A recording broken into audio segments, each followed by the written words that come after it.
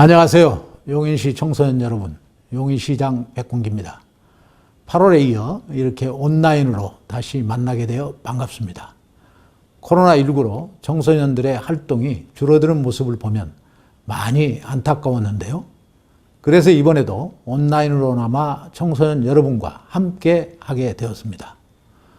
온택 용인시 청소년 어울림마당 진로원에서 이야기로 끝나는 진로 교육이 아닌 양방향으로 체험할 수 있는 진로 탐색의 장을 마련하였는데요. 이번 온택트 축제에서나마 그간 움츠린 청소년의 활기찬 모습을 보여줄 수 있는 기회가 되길 바랍니다. 앞으로도 청소년들이 끼를 발산하고 개개인의 능력을 탐색할 수 있는 프로그램을 지속적으로 발전시키기 위해 더욱 노력하겠습니다. 많은 관심 부탁드립니다. 청소년 여러분, 사랑합니다.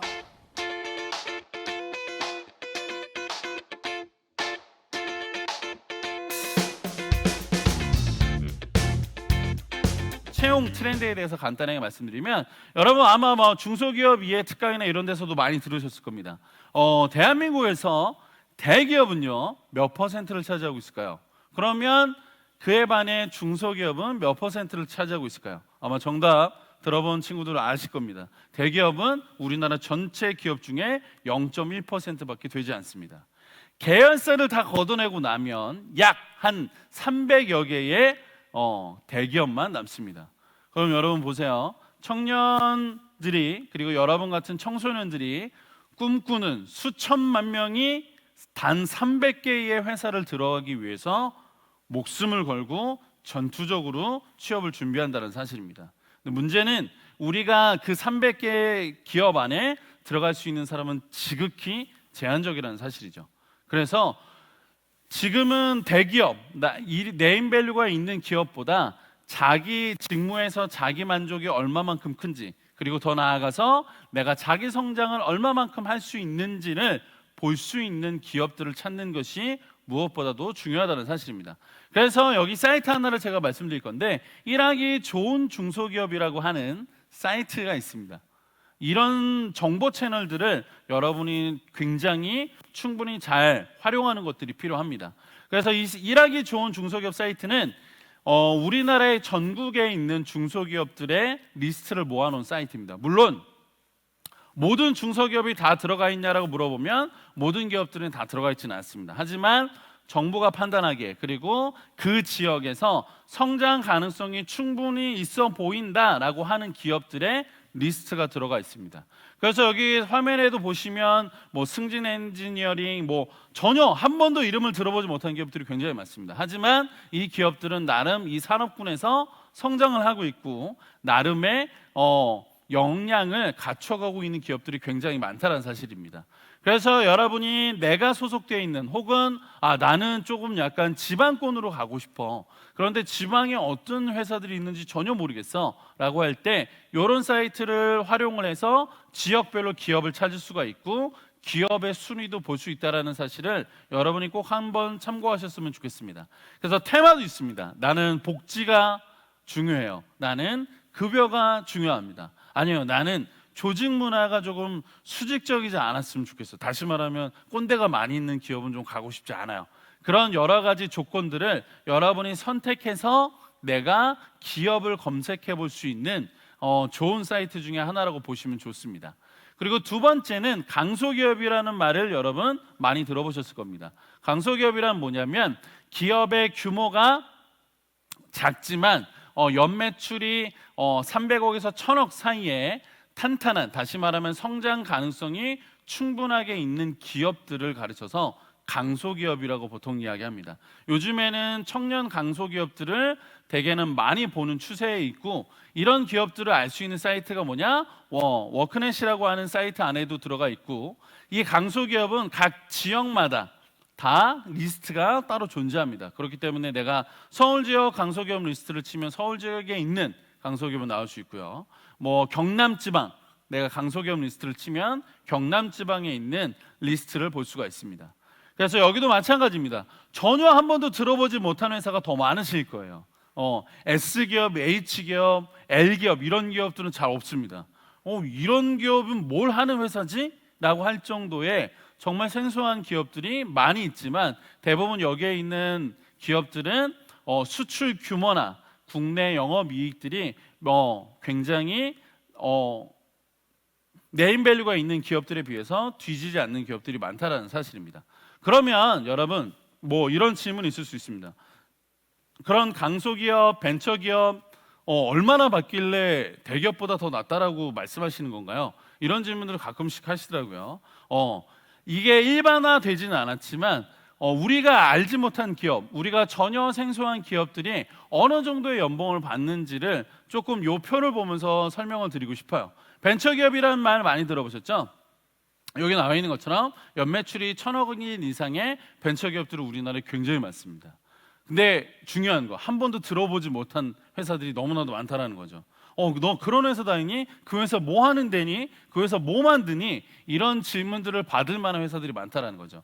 예를 한번 들어보면 CS 윈드라는 회사가 있습니다. 무슨 회사냐면 풍력발전 아시죠, 여러분? 엄청나게 왜 우리 강원도 쪽에 가면 풍력발전 엄청나게 큰 선풍기가 막 돌아가잖아요. 그 풍력발전에 필요한 설비를 제작하고 그 공정을 다루는 게 CS 윈드인데 여기에 1인당 평균 급여가 9,200만 원입니다. 예, 연봉이요. 1년 연봉. 엄청나죠? 2위는 SFA라는 기업 8,405만 원이고요. 3위는 테스, 톱텍이랑 비슷합니다. 그리고 고영 테크놀로지. 거의 대부분 들어본 기업들이 아니에요. 이제 여기에 나오면 조금 들어본 기업 있죠. NC소프트, 그렇죠? 많이 들어봤죠. 게임하는 친구들이라면 한 번씩 알 수 있는 네이버 많이 들어봤습니다. 하지만 동양피스톤, 유진테크, 텔레칩스 이런 기업들은 우리가 생소하게 거의 들어본 적 없는 기업들이 대부분이라는 사실입니다. 근데 문제는 뭐냐? 대부분의 연봉을 보시면 알겠지만 앞자리가 7, 8, 9천 단위에 이른다라는 사실입니다. 남자들이 보통 평균 급여는 CS윈드, 네이버, 고용테크놀로지, SFA 그리고 테스 이렇게 순위가 있고 여성의 평균의 가장 1위는 유진테크입니다. 유진테크, 2위는 역시 네이버, 텔레칩스, 고용테크놀로지, 톱텍이라는 기업들이 있습니다. 물론 여기에 있는 기업 외에 모든 기업들이 그러면 7천만 원, 8천만 원, 9천만 원이 되나요? 아니요, 그렇진 않습니다. 이렇게 기술 집약적인 회사, 다시 말하면 어떤 자기 분야에서 자기가 소속되어 있는 산업군에서 특정하게 성장하는 기업들의 대부분이 이렇다라는 건데 제가 말씀드리고 싶은 건 여러분 네임밸류가 있는 회사보다 실속 있고 성장 가능성이 있는 기업들을 찾는 것이 채용 전략에서 굉장히 중요한 포인트라는 사실입니다. 그렇다면 오케이, 내가 기업은 그렇게 설정해서 갈게요. 그런데 여러분이 가장 고민하고 가장 궁금해하는 게 이런 거잖아요. 내 적성, 내 직무 분석 어떻게 해야 되나요? 저는 요리를 하는 걸 좋아하는데 그렇다면 저는 요리에 대한 정보를 어떻게 얻어야 될까요? 이런 질문들을 보통 학교 강의 나가면 많이 합니다. 그래서 직무 분석을 쉽게 하는 4가지 방법을 제가 알려드릴 텐데 첫 번째 방법은 뭐냐? 동영상 시청입니다. 여기에는 EBS 한국교육방송, 한국직업방송 한 번씩은 들어보셨을 거예요. 하지만 여러분이 제일 많이 활용하고 가장 많이 접하는 게 바로 뭐예요? 유튜브죠. 그래서 유튜브 안에서 여러분 내가 관심 있는 분야에 대한 정보를 빠르게 습득하는 것이 굉장히 중요합니다. 그래서 여러 가지 구독 채널들이 있으실 거예요. 내가 운동을 좋아한다면 운동과 관련된 구독 채널을 구독하고 계실 거고, 내가 만약에 나는 사람들을 만나고 영업하는 거에 좀 관심 있어. 그러면 영업과 관련된 채널들을 구독을 하실 거고, 내가 바이오 산업에 관심 있다라고 한다면 반드시 그 해당되는 산업의 채널들을 여러분이 보시고 정기적으로 구독을 하면서 새로운 컨텐츠를 섭렵하면서 자기의 직무에 대한 방향성을 점검하는 것이 중요합니다. 두 번째는 뭐냐? 채용 사이트. 여러분 잡코리아, 사람인, 인크루트, 그 다음에 요즘은 최근에 이제 뜨고 있는 게 리멤버라고 하는 앱 서비스나 링크드인이나 그리고 원티드라고 하는 앱이 있습니다. 여기에 보시면 현직자들의 인터뷰가 굉장히 많습니다. 실제로 마케터, 아니면 영업사원, 아니면 뭐 CS 강사, 아니면 뭐 셰프, 여러 가지 직무에 현직자들의 인터뷰가 올라와 있습니다. 그래서 그 실무자들의 인터뷰를 정독하는 것이 필요한데, 한 가지 팁을 드리자면 한 분야의 어떤 인터뷰를 진행하는 데 있어서 가장 최소치는요 50명 이상을 하셔야 됩니다. 왜냐? 한 사람의 인터뷰를 읽고 저 사람이 연봉이 억이네? 그럼 나도 억대를 받을 수 있다. 천만에요. 그렇게 받지 못합니다. 그건 그 사람의 경우이기 때문에 우리가 현직자 인터뷰를 보거나 혹은 내가 직접 현직자 인터뷰를 할 때 가장 중요한 건 현직자 인터뷰의 수가 많으면 많을수록 더 정확한 정보에 다다를 수 있다는 겁니다. 그렇다면 내가 10명의 현직자 인터뷰를 기사를 봤어요. 자, 그럼 20명의 것들을 봤습니다. 30명의 것들을 봤어요. 자, 그러다 보면 어떻게 돼요? 공통적인 사항이 생기겠죠. 그게 바로 그 직무에서 현업으로 있는 사람들이 갖춰야 되는 역량입니다. 그리고 그 사람들이 쓰는 공통적인 키워드가 그 분야에서 원하는 직무 역량이라고 볼 수 있습니다. 그리고 여러분 NCS 많이 접해 보셨을 겁니다. 특히나 이제 공기업을 준비하는 친구들 같은 경우에는 NCS를 많이 활용해야겠죠. 이따가 제가 뭐 자소서 특강 때 말씀드리겠지만 공기업과 사기업의 자소서는 패턴이 완전 다릅니다. 여러분 잘 기억하셔야 돼요. 공기업에 들어가는 내가 공기업을 원해요. 저는 공기업에 지원하고 싶어요. 공기업 자소서를 쓰고 싶습니다. 라고 하면 여러분 반드시 NCS 직무 기술서를 바탕으로 작성을 하셔야 됩니다. 사기업은 NCS 직무 기술서를 바탕으로 쓰지 않지만 공기업을 지원하고 있는데 NCS 직무 기술서에 있는 역량 키워드를 쓰지 않으면 무조건 서류에서 탈락입니다. 따라서 공기업과 사기업의 섹터가 전혀 다르다라는 걸 염두하시고, 그럼 NCS 사이트 안에 들어가면 뭐가 있나요?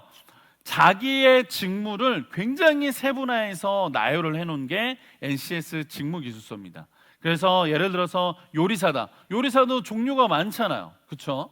뭐 한식, 양식, 중식 여러 가지 종류가 있고 그 안에서도 사실은 뭐 셰프도 있을 것이고 아니면 요리 기획자도 있을 것이고 아니면 코디네이터도 있을 것이고 여러 가지 직무의 그 조합이 있는데 이 NCS 사이트 안에 들어가면 각 해당 직무마다 클릭해서 볼 수가 있고 그 해당 업종이나 직무 안에 구체적으로 어떤 역량 키워드 어떤 것들이 쓰여지는지를 볼 수가 있기 때문에 내가 요리사를 하는데 내가 혹은 마케터를 하고 싶은데 내가 혹은 바이오 연구원을 하고 싶은데 어떤 게 이 직무에서 필요한 능력이지? 라는 것들에 대한 이해가 많이 없으시면 NCS 사이트를 들어가서 활용해 보시는 게 가장 좋습니다. 마지막으로는 홈페이지 채용란에 직무에 대해서 상세히 기술되어져 있다는 사실입니다. 여러분이 꼭 참고하셔야 되는 게 뭐냐? 내가 지원하는 기업의 홈페이지 정보는 반드시 찾아보셔야 됩니다. 굉장히 중요합니다.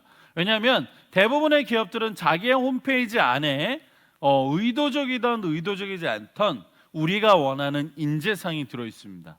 우리는 열정적인 사람을 원해요. 우리는 도전적인 사람을 원합니다. 우리는 팀워크가 강한 사람을 원해요. 때문에 내가 지원하고 싶은 기업의 홈페이지에 들어가서 정보를 보는 것이 굉장히 중요하고요. 만약에 정보가 없는데요, 홈페이지가 없는데요, 그러면 여러분 하셔야 되는 작업 하나가 뭐냐? 회사로 전화하시는 겁니다. 굉장히 중요합니다. 꼭 전화를 하셔야 돼요. 이메일을 보내는 친구들이 가끔 있긴 한데 이메일을 보내셔도 상관없습니다. 하지만 답을 받기까지는 몇 달이 소요될 수도 있어요. 왜냐하면 이메일은 잘 확인을 하지 않거든요. 그렇기 때문에 가장 빠르고 정확하게 내가 회사로부터 답을 얻기 위해서는 전화로 물어보는 것이 굉장히 중요합니다. 그리고 이제 마지막으로 제가 청소년기에 가장 이제 근본적으로 어려워하는 것들 중에 하나가 내 흥미와 적성을 찾기가 어려워요. 선생님, 저는 어떤 직업을 가져야 될까요? 선생님, 저는 어떤 것들을 제가 살려서 직업을 가져야 되는지 모르겠어요 라는 질문을 제가 학교 강의를 나가면 제일 많이 받습니다. 그거에 대한 여러분이 고민이 있으시고 궁금증이 있으실 텐데 제가 그거에 대한 팁을 하나를 알려드리자면, 자, 여러분, 내 흥미와 적성을 알고 싶으시죠? 그러면 방법은 딱 한 가지밖에 없습니다. 뭐냐? 100번의 트라이를 하셔야 돼요. 네, 만약에 내가 요리를 좋아한다, 100번의 요리를 하셔야 됩니다. 저는 야구 선수를 하고 싶은데요. 그럼 야구 경기 100번을 하셔야 돼요. 왜냐? 실제로 내가 100번 정도의 시행착오를 겪으면서 내 흥미와 적성을 보는 게 가장 정확하고요. 실제로 논문이나 과학적인 어떤 이론에 근거해 보면 100번 정도의 시도를 통해서 이걸 내가 직업으로 가져가야 되는 일인지, 아니면 취미로 가져가야 되는 일인지, 아니면 내가 이걸 투잡 혹은 쓰리잡으로 가져가야 되는지에 대한 항목을 정확하게 알 수 있다는 사실입니다. 그래서 실제로 여러분, 핀란드에서는요 7살 때부터 취미 교육을 시작합니다. 네, 7살 때부터 다양한 취미를 해볼 수 있도록 부모님들이 권장을 해요.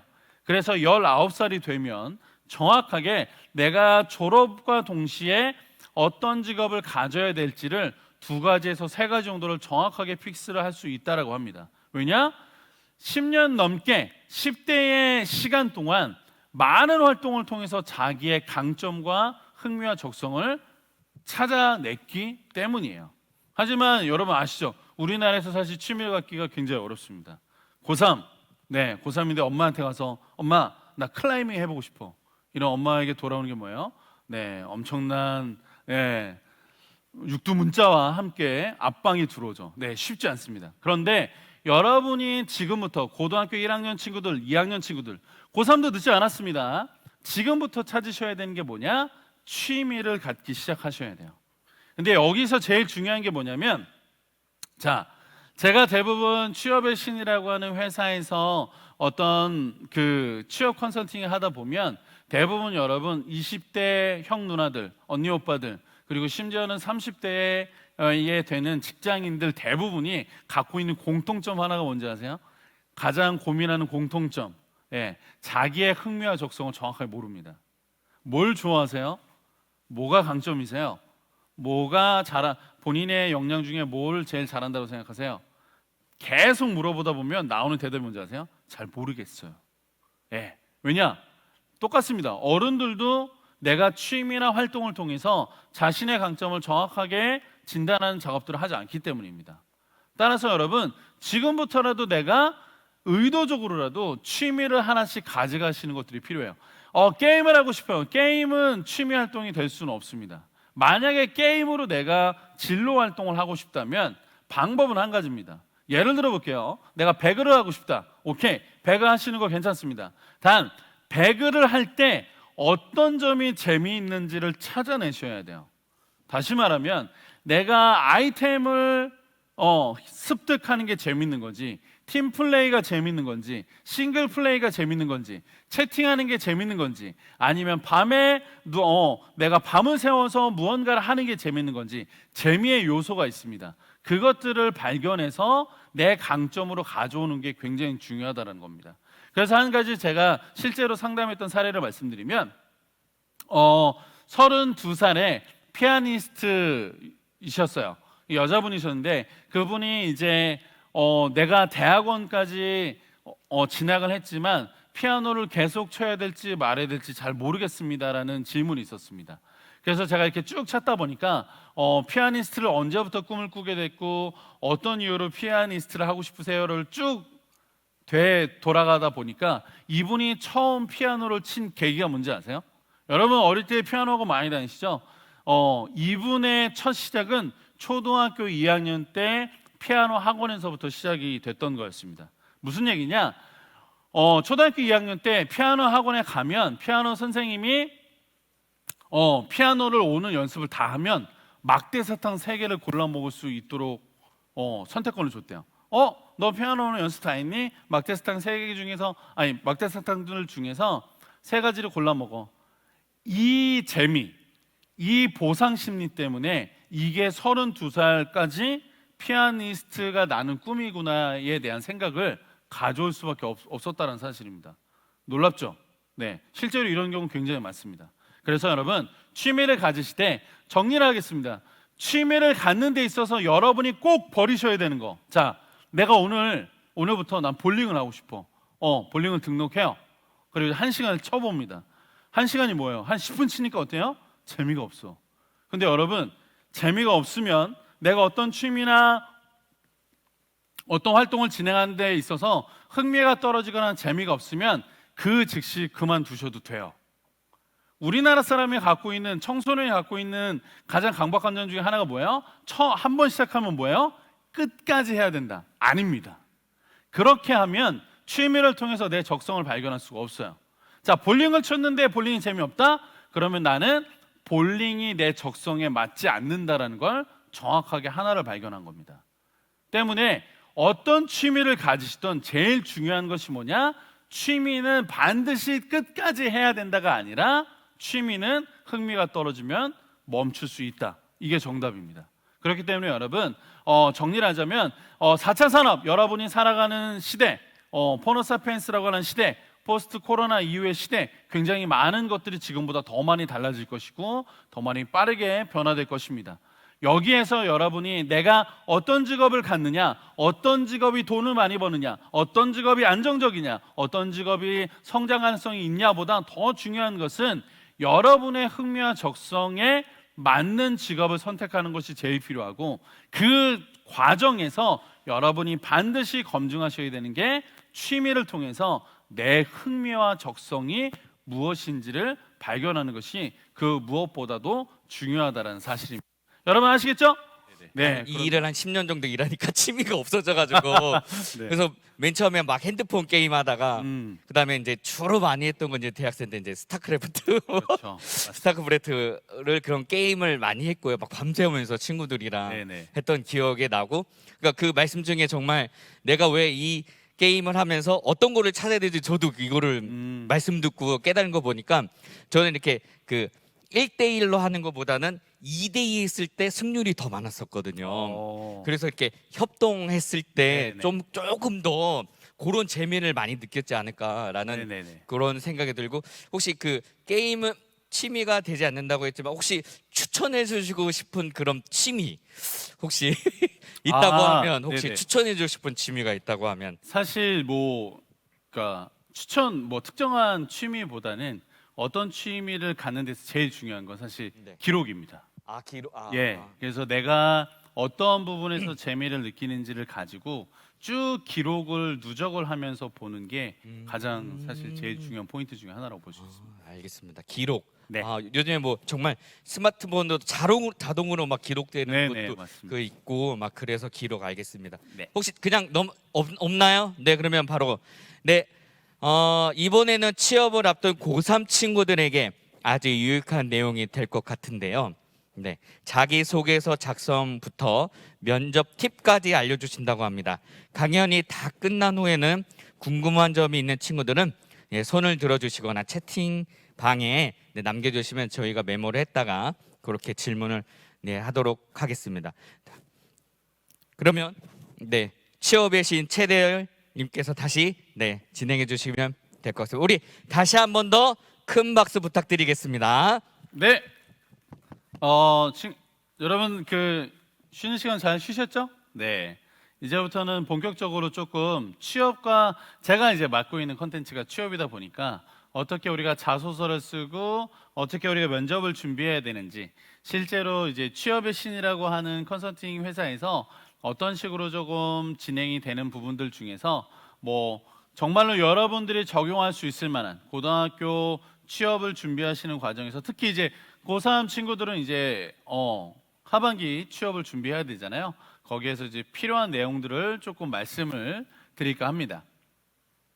자, 여러분 요즘에 저도 이제 외부 채용 담당관을 했지만 면접관들이 정말로 듣고 싶은데 들을 수 없는 이야기 한 가지가 있습니다. 뭘까요? 저도 이 대답을 들어본 게 한 5,000명, 6,000명 중에서 100명이 조금 안 되는 것 같습니다. 힌트는요. 자, 마지막으로 하고 싶은 얘기 있으세요? 예에서 잘 이 얘기를 안 합니다. 뭘까요? 한번 생각해 보시죠. 여러분이 만약에 면접자라면 면접관이 이제 묻습니다. 면접이 다 끝났어요. 그래서 자, 홍길동 씨 마지막으로 하고 싶은 얘기 있어요? 여기에 이 얘기를 잘 하지 않습니다. 어떤 얘기인지 아십니까? 1위는요 이 얘기입니다. 저 뽑아주세요. 저 진짜 이 회사 오고 싶습니다. 이 얘기를 잘 하지 않습니다. 왜냐?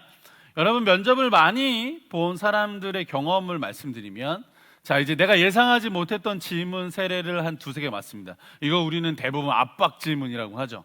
압박 질문을 받기 시작하면 사람이 이제 멘탈이 나가기 시작해요. 겉은 웃고 있지만 속으로는 아씨 망했다 이 생각을 합니다. 자, 마지막으로 하고 싶은 얘기 있어요? 열의 8명은 아니요 없습니다라고 대답합니다. 왜? 어차피 면접 망했어요. 그리고 2명은 꾸역꾸역 자기가 준비한 멘트를 얘기합니다. 그런데 이런 거예요. 제가 면접관이 오늘 사실 너무 긴장을 많이 해서 사실 제가 준비했던 어떤 답변이나 제가 가지고 있는 강점을 충분하게 어필하지 못했던 것 같습니다. 그런데요, 저 뽑아주십시오. 저 진짜 위해서 오고 싶습니다. 제가 사원으로 입사해서 정말 최선의 노력을 다하도록 하겠습니다. 열심히 일하겠습니다. 이 대답을 정말로 듣고 싶은데 하지 않는다는 이야기입니다. 굉장히 아이러니하죠. 그래서 여러분, 면접이든 자소서이든 제일 중요한 포인트 한 가지를 말씀드리면, 자, 면접이나 자소서는 정답이 있을까요? 없을까요? 없습니다. 정답 없어요. 네, 유튜브나 책이나 모든 이론에서 이야기하는 게 다 대부분 비슷비슷하거나 조금씩은 다를 겁니다. 제일 중요한 건 가장 나스럽게, 가장 최대열답게 쓴 자소서가 정답이고요, 가장 최대열스럽게, 가장 나스럽게 대답하는 면접이 정답입니다. 때문에 어떤 자소서를 쓰시던 면접을 하시던 제일 중요한 건, 사기업에서 제일 중요한 건 뭐냐? 컨피던스, 자신감입니다. 그걸 여러분이 꼭 기억하셨으면 좋겠고, 자, 자소서, 자기소개서 왜 쓸까요? 면접을 위해서 쓰는 겁니다. 여러분이 제일 중요한 포인트 중에 하나는, 자, 대개는 자소서를 쓸 때 뭘 염두하지 않아요? 면접을 염두하지 않습니다. 그냥 자소서 쓰는 데만 집중을 해요. 왜? 일단 서류가 붙어야 면접을 준비해야지. 아닙니다, 여러분. 순서가 바뀌셨어요. 면접에서 내가 어떤 사람인지를 나는 이렇게 어필해야겠다. 예를 들어서 나는 성실함을 어필하고, 나는 문제 해결을 어필하고, 나는 적극성을 어필해야겠다. 그렇게 대답을 해야겠다. 거기서부터 거꾸로 자소서를 쓰시는 겁니다. 자소서를 먼저 쓰고 나중에 면접을 준비하면 문제가 뭐냐? 맥락이 안 맞는 경우가 굉장히 많아요. 자소서에는 열정적이라고 문제 해결이라고 썼어요. 자, 여러분 생각해 봅시다. 자, 문제 해결 능력이 저는 강한 사람입니다 라고 주장을 했어요. 자, 면접관이 갑자기 묻습니다. 자, 홍길동 씨, 다음 주가 미국 대선이 있는 거 아시죠? 트럼프 대통령과 바이든 후보의 공약에 대해서 본인의 비판점과 본인은 어떤 공약을 왜 추천하는지에 대해서 설명해 주시겠어요? 자, 무슨 얘기하는지 하나도 못 알아듣겠습니다. 그럼 대부분 어떻게 합니까? 멍 때리고 있다. 죄송합니다. 모르겠습니다. 이러고 끝나죠? 자, 문제 해결 능력이 없는 사람이에요. 왜? 진짜로 문제 해결 능력 있는 사람이면 어떻게 할까요? 죄송합니다, 면접관님. 이 질문 한 번도 생각해 본 적 없는 것 같습니다. 다른 질문 한 번 더 부탁드려도 되겠습니까? 이렇게 가야 문제 해결 능력 있는 사람입니다. 다시 말하면 자소서에 쓰는 내용과 면접에서 내가 어필하는 내용이 매치가 안 되면 면접관은 그 지원자를 신뢰하지 않습니다. 따라서 자소서 쓰실 때 꼭 기억하셔야 되는 거, 면접에서 내가 어떤 사람인지를, 어떤 이미지를 표현하겠다를 생각하는 게 굉장히 중요합니다. 그리고 최근의 트렌드는, 여러분 AI 면접 많이 들어보셨을 겁니다. AI 면접 굉장히 많은 기업들이 쓰고 있습니다. 특히 중견기업 이상의 기업인 경우에는 대부분 AI 면접을 시스템을 도입하고요. 일례로 한 대기업의 그 채용 중에 서류 전형을 어떻게 진행하냐면, 한 모기업의 서류 전형은요, 사람이 자소서를 평가하지 않습니다. 거기는 이미 30년 정도의 자소서 데이터베이스를 가지고 있습니다. 빅데이터라고 하죠. 그래서 지원자들이 자소서를 내면 그 자소서를 AI가 알고리즘화 시킵니다. 그래서 예를 들면 열정, 성실, 도전이라고 쓴 이 키워드를 쓴 친구들의 합격률이 나옵니다. 그리고 거기서부터 이 사원들이 입사한 후에 1년에서 3년 안에 이직한 확률의 퍼센트가 나와요. 그런데 만약에 도전과 성실과 열정이라는 단어를 쓴 친구들의 이직률이 높다. 그러면 컴퓨터가 그 자소서를 다 떨어뜨립니다. 그렇게 다 1차적으로 필터링 한 후에 나머지 자소서를 인사팀에서 검토를 하는 겁니다. 자, 자소서 쓰실 때 제일 중요한 건 두 갈식이라고 합니다. 결론이 문장의 맨 앞에 나오는 걸 의미해요. 예를 들면 저의 성격의 장점은 꼼꼼함입니다. 제 성격의 장점은 성실함입니다. 이렇게 앞에 결론이 나오고 그 다음 에피소드가 나와야 됩니다. 근데 대개의 경우는 제가 뭐 체육대회를 하면서 뭐 리더를 했고 그렇게 뭐 봉사활동을 뭐 준비했고 축제를 준비했고 엄청나게 에피소드가 나온 다음에 뭐예요? 그래서 이런 결과 저의 장점은 성실함입니다. 순서가 바뀌셔야 됩니다. 왜냐? 면접관들은요 자소서를 다 읽지 않습니다. 예를 한번 들어볼까요? 자, 제가 외부 채용 담당관이죠. 저는 예를 들어서 A라는 기업의 직원이 아닙니다. 그럼 저는 오늘이 면접이면 저는 이 회사에 언제 갈까요? 네, 당연히 오늘 가겠죠.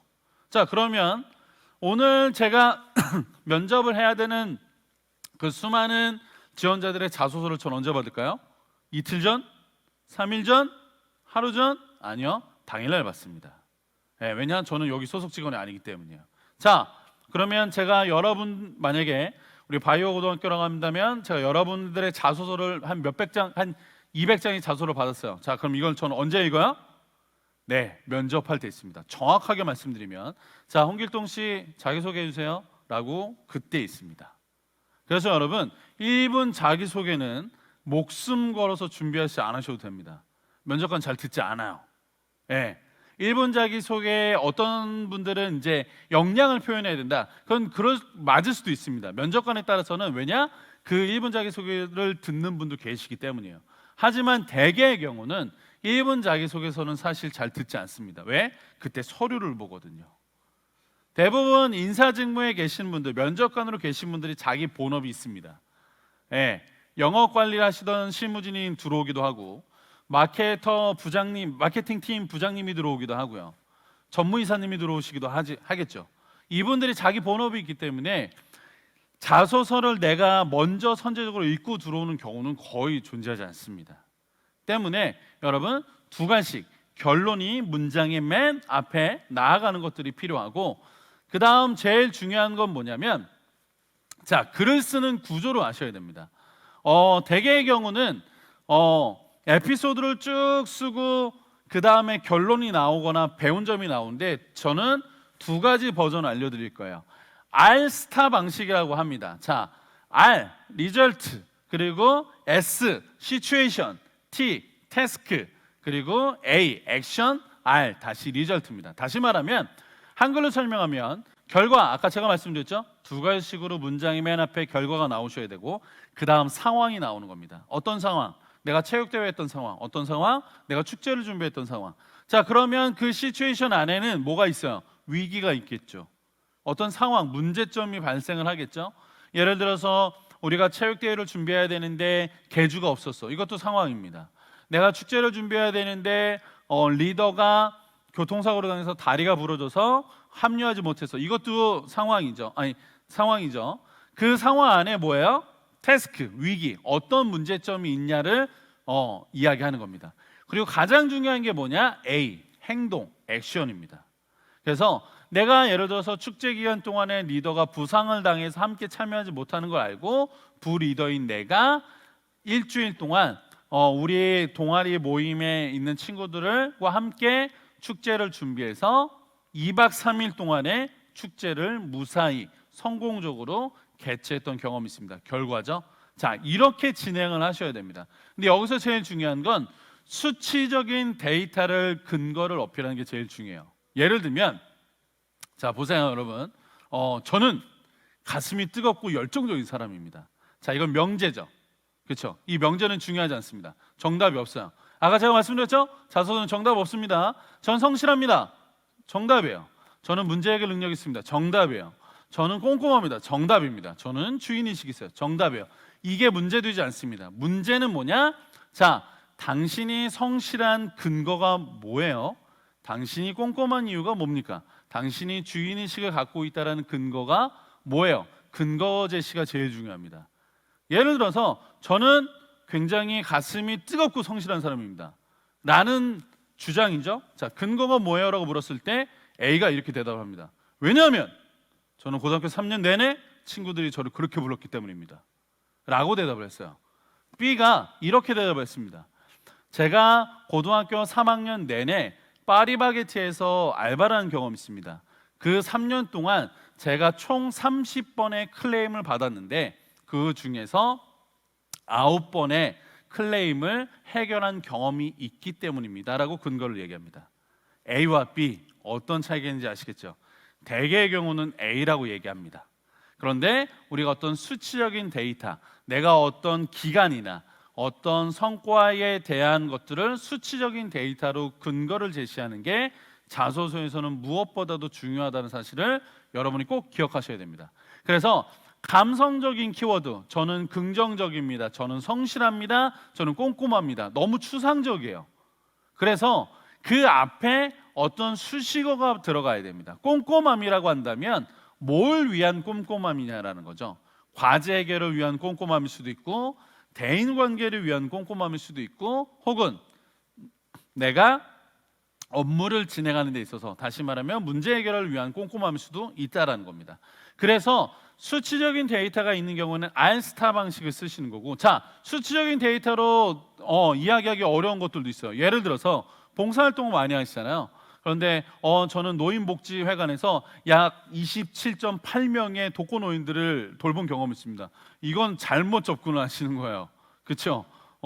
봉사활동이 주가 된다라는 건, 봉사활동은 약간 감성 키워드에 더 가깝잖아요. 그런 경우에는 쌀, 그래서 S 똑같습니다. 상황, 그리고 A 액션, 행동, 어떻게 행동을 했고, R 리절트, 어떤 결과를 냈고, L은 뭐냐? run, 뭘 배웠는지를 쓰는 겁니다. 제가 노인복지회관에서 독거노인들을 도우면서 1년을 보냈던 경험이 있습니다. 그걸 통해서 세상에는, 사회에는 정말로 우리의 도움이 필요한 사람들이 많다라는 것을 배울 수 있었습니다. 느낄 수 있었습니다. 이렇게 배운 점 혹은 느낀 점을 작성하시는 겁니다. 수치적인 데이터가 있을 때는 알스타 방식으로, 수치적인 데이터가 없을 때는 쌀 방식으로 작성을 하는 것이 자소서에는 무엇보다도 중요하다는 사실을 기억하십시오. 그 다음 맞춤법, 되게 맞춤법 잘 틀리는 거 아시죠?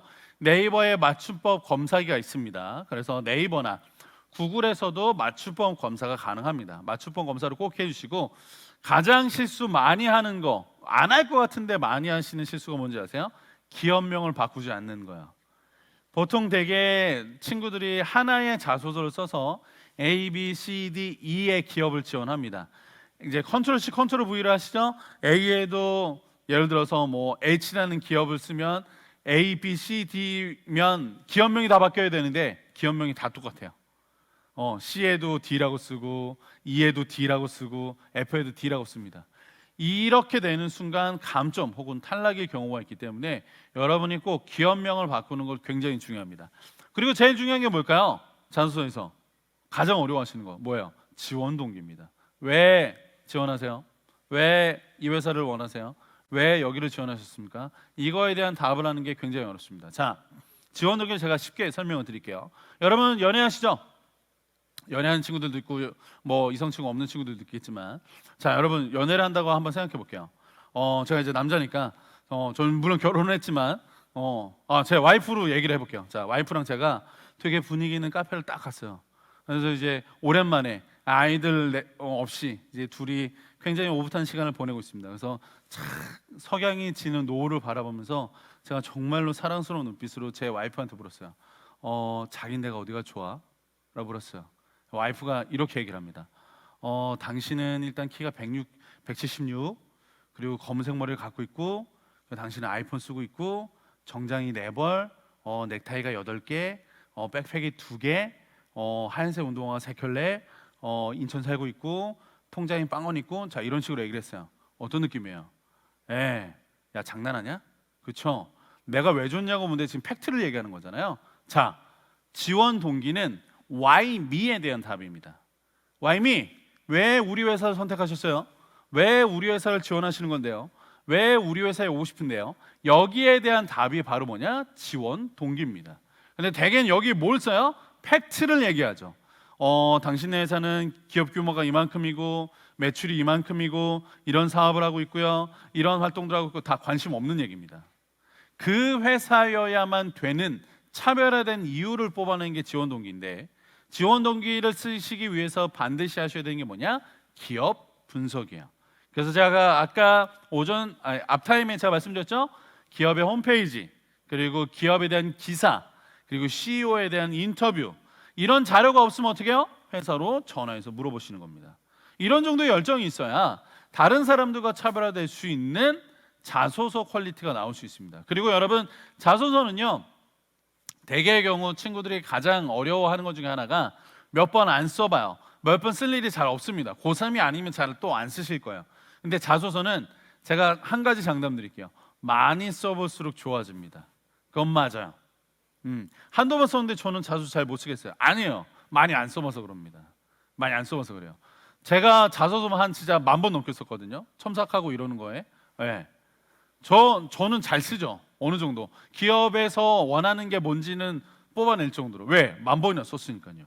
여러분도 10,000번 정도 쓰면 당연히 좋아집니다. 하지만 그럼 10,000번 정도 쓰라는 얘기인가요? 아니요. 그게 아니라 여러분이 내가 지금 자소서를 쓰지 못한다라고 해서 주눅들 필요가 없다라는 사실입니다. 자소서는 계속적으로 쓰면 쓸수록 좋아지는 것 중에 하나가 바로 자소서라는 사실을 잊지 않으셨으면 좋겠고, 자, 두 번째 중요한 게 이제 면접입니다. AI 면접, 특히 요즘에 많이 진행을 하는데 논란도 많이 있습니다. 왜냐하면 AI 면접의 개발이 사실 미국에서 건너온 프로그램이에요.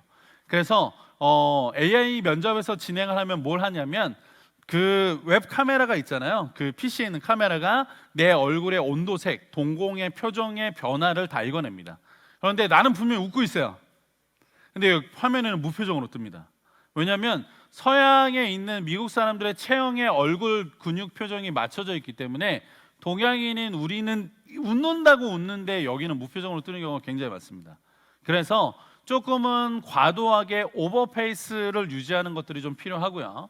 그리고 뭐 마이더스 IT나 아니면 뷰인터라고 하는 AI 프로그램들이 있습니다. 그런 프로그램들이 실제로 기업에서 많이 쓰이는, AI 면접에서 많이 쓰이는 프로그램이기도 한데, 앱을 다운받으시거나 홈페이지에 가입을 하시면 1회 무료 이용권을 받을 수 있습니다. 그래서 꼭 한 번씩 이용해 보시는 걸 좀 추천드리고 싶어요. 왜냐하면 이게 처음 AI 면접을 하면 굉장히 수치스럽습니다. 왜냐하면요, 여기에 심층 질문이 약간 연기를 해야 되는 질문들이 나와요. 예를 들어서 알고리즘으로 이 사람의 성향이 논리형이다, 혹은 이 사람의 성향이 감성형이다에 따라서 상황 질문이 다 달라집니다. 예를 들면 이런 게 나와요. 질문에 이런 게 나옵니다. 소개팅 자리에 나가셨는데 되게 마음에 드는 이성이 앞에 있고 내가 지갑을 안 갖고 왔어요. 그럴 때 당신은 어떻게 행동하시겠어요? 이걸 연기하시는 겁니다. 네. 아무도 없는데 모니터 앞에 놓고 어떻게 해요? 제가 안 갖고 왔어요. 이렇게 하셔야 돼요. 저는 이렇게 답을 하겠습니다. 이렇게 하시면 탈락입니다. 이게 굉장히 수치스러워요.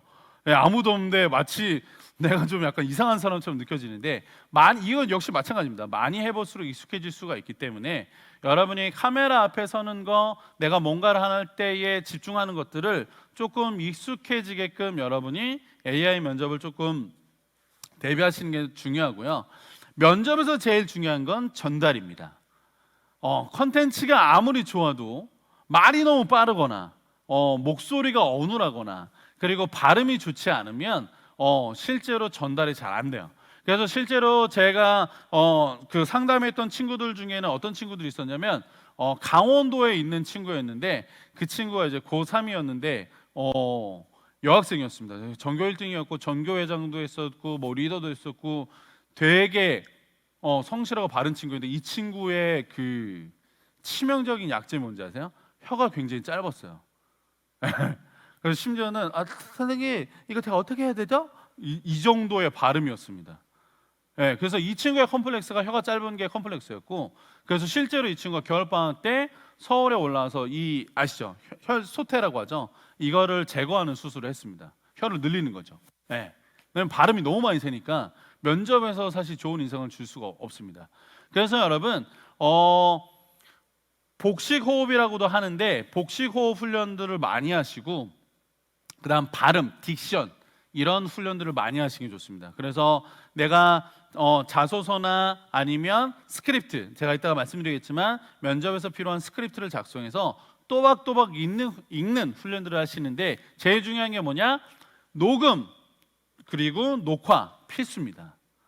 내가 녹음해서 내 소리를 듣지 않으면요, 내 소리가 높은지 낮은지 알 수 없습니다. 두 번째, 녹화에서 내 표정이나 내 자세를 보지 않으면 절대 피드백을 할 수가 없습니다. 그래서 제일 좋은 건 특히 고3 학생들은요, 한 4명 정도로 스터디 모임을 하나를 만드세요. 그래서 서로 촬영해주고 서로 피드백하는 거 굉장히 좋습니다. 친한 친구들이니까 긴장 안 할 것 같죠? 굉장히 긴장됩니다. 3년 내내 본 애 앞에서 이야기하는 것도 막상 카메라 놓고 면접관처럼 모두를 진행하면 누구나 다 긴장하게끔 되어 있습니다. 그런데 그렇게 훈련하는 것들이 그 무엇보다도 사실 되게 좋은 방법 중에 하나라고 보셔야 돼요. 그리고 자, 인사 담당자들의 대부분이 첫인상을 평가하는 게 3초에서 6초 아닙니다. 그리고 그 첫인상이 면접 끝날 때까지 간다라고 대답한 면접관이 90%예요. 다시 말하면 여러분 면접장 안으로 들어갈 때 여러분이 여러분이 정말로 긍정적인 이미지를 표현하는 게 굉장히 무엇보다 중요합니다. 이 친구 약간 조금 어두워. 이 친구 좀 약간 뭔가 조금 성급해. 이런 느낌을 전해주면 그게 면접 끝날 때까지 대부분 박히지 않는다는 사실입니다. 그래서 여러분 TV나 드라마 이런 거 보시거나 요즘 이제 마스크 쓰고 다니시잖아요. 그래서 가장 하시면 좋은 미소 훈련, 위스키, 와이키키 아시죠? 개구리 뒷다리 많이 들어보셨죠? 네, 이거를 누군가가 내 뒤에서 입을 찢는 듯한 느낌으로 옆으로 찢는 게 아니라 안쪽으로 당기는 겁니다. 안쪽으로, 네, 뒤로 이렇게. 그러다 보면 여기에 광대뼈가 굉장히 당기실 거예요. 근데 여기에 근육이 붙어야 나중에 입꼬리를 잡아줘서 굉장히 좋은 미소들을 가질 수 있다라는 사실입니다. 자, 대부분 이제 고등학교 친구들은 보통 이제 교복을 입고 뭐 대학교 면접이거나 혹은 이제 직장 면접을 가는 경우가 대부분일 거예요. 그래서 특정한 어떤 복장을 입어야 되나요? 정장을 꼭 입어야 되나요? 네, 정장을 입으시면 제일 좋긴 합니다. 정장 고3인데 정장 입는 거 좀 어색할 것 같아요. 그럼 교복을 입는 경우도 많이 있습니다. 중요한 건 단정한 거, 당연하겠죠. 단정한 게 제일 중요합니다. 깔끔하게. 남학생들 같은 경우에 특히 이제 거의 눈썹 밑으로 머리가 내려와서 눈이 잘 안 보이는 경우인데 감점일 확률이 제일 높습니다. 그래서 남학생들 같은 경우에는 꼭 이마를 오픈하시는 게 제일 좋아요. 포마드라고 하죠. 머리를 좀 단정하게 해서 눈썹 위로 머리카락이 올라가는 게 좀 단정해 보일 수 있습니다. 여학생들 같은 경우에는 포니테일이나 아니면 이제 똥머리라고 하죠. 막머리라고 하는데 뒤로 하나로 묶으시는 게 제일 좋고, 왜냐하면 머리가 길어지면 자기도 모르게 어떻게 해요? 손이 자꾸 귀 뒤로 넘어갑니다. 이게 습관적으로 나오거든요. 그렇게 되지 않기 위해서 머리가 걸리적거리지 않기 위해서 뒤로 묶는 게 제일 중요하고, 단정한 손톱, 장신구 이런 거는 최대한 자제하는 것들이 필요하고요. 화장, 여학생들 같은 경우에 요즘은 학생들도 메이크업을 많이 하기 때문에 사실 메이크업을 하고 왔다, 노 메이크업이다 이걸 가지고 감점이나 가산점을 주거나 그러진 않지만, 너무 과도한 화장은 오히려 조금 면접관들의 입장에서 심기를 불편하게 할 수 있습니다. 따라서 여러분이 그냥 평소에 하듯이 그냥 적당한 수준에서 조금 진행을 하시면 좋은데, 자, 면접 자세 같은 경우에는 여러분 남자는 다리를 붙여서 앉지 않습니다. 절대 붙여서 앉지 않아요. 네, 어깨 넓이로 벌려주셔야 되고, 손은 계란을 말아지듯이 져서 무릎 위에 올려놓는 겁니다. 중요한 건 앉을 때 엉덩이와 등받이가 딱 붙어 앉지 않습니다. 엉덩이와 등받이는 주먹 하나 내지는 2개 정도가 떨어져, 그래야 배가 접히는 걸 방지할 수 있고 허리가 구부러지는 걸 방지할 수 있기 때문이에요. 이렇게 앉아주시는 게 제일 필요하고, 여학생들은 아시겠지만 치마 정장이나 바지 정장이나 다리를 붙여서 앉습니다. 다리를 붙여서 앉고 손을 공수로 가지런히 다리 위에 올려놓는 것이 가장 기본 포맷이라고 보시면 됩니다. 자, 그리고 제일 중요한 건 요건데, 자, 프레프 법칙이라고 합니다. PREP, 포인트, 결론, R, 리즌, 이유, E, example, 예시, 그 다음에 다시 포인트, 결론. 아까 제가 자소서 설명할 때 말씀드렸죠? 결론이 문장의 맨 앞에 나오는 겁니다. 마찬가지입니다. 면접에서도 결론이 문장의 맨 앞에 나오도록 스크립트를 작성을 하셔야 됩니다. 그래서 예를 들면, 자, 저는 고객을 응대하는 서비스직에 매우 잘 맞는다고 생각합니다. 결론이죠. 네, 뭐 영업관이나 영업지원이나 서비스 직무에 지원한다라고 하면 이렇게 대답할 수 있겠죠.